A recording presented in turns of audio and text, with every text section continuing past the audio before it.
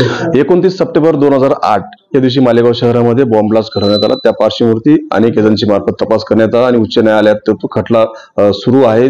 गेल्या 17 वर्षापासून सुरू असलेल्या खटल्याचा निकाल आज लागणार आहे। एटीएस कोर्टामार्फत राखीव ठेवण्यात आलेल्या निकालाच्या पार्श्वभूमीवरती निकाल लागण्याच्या पार्श्वभूमीवरती मालेगाव शहरामध्ये कडक असा बंदोबस्त या ठिकाणी ठेवण्यात आलेला आहे। मालेगाव शहरातील अपर पोलीस अधीक्षक आपल्या सोबत आहेत। सर, आज 2008 चा निकाल मालेगाव ब्लास्टच्या संदर्भात निकाल लागणार आहे। त्या पार्श्वभूमीवरती काय शहरामध्ये कायदा सुव्यवस्था टिकवण्यासाठी काय आपण बंदोबस्त ठेवण्यात आलेला आहे?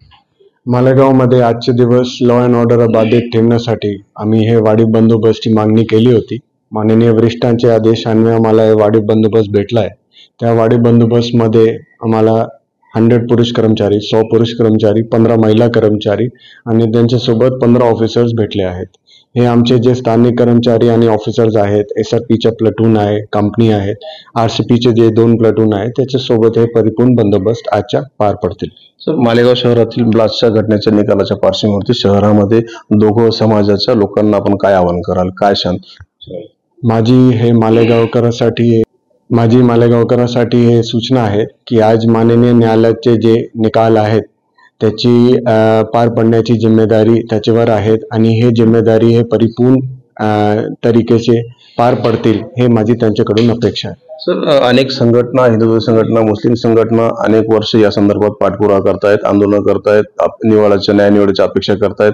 या संदर्भात काही संघटनांना तुम्ही सूचना किंवा नोटिसा वगैरे शांतता संदर्भात काही दिले आहेत का? आपण आम्ही गावातले जे वरिष्ठ नागरिक आहेत, संस्था आहेत, अदारे आहेत, त्याच्यासोबत एक कंटिन्यू डायलॉगमध्ये आहेत।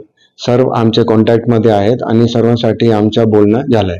नक्की, धन्यवाद सर। नक्कीच मालेगाव ब्लास्ट संदर्भात निकाल लवकरच येणार आणि त्या पार्श्वभूमीवरती पोलिसांकडून देखील चोख असा बंदोबस्त ठेवून सर्वांमार्फत कुठल्याही प्रकारची मालेगावच्या शांततेला बाधा पोहोचणार या पद्धतीने तयारी केली जाते आहे।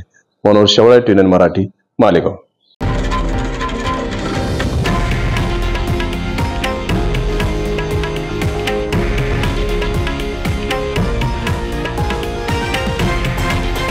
हे आहे देशातील नंबर 1 न्यूज नेटवर्क आणि आपण पाहत आहात TV9 मराठी, एकमेव।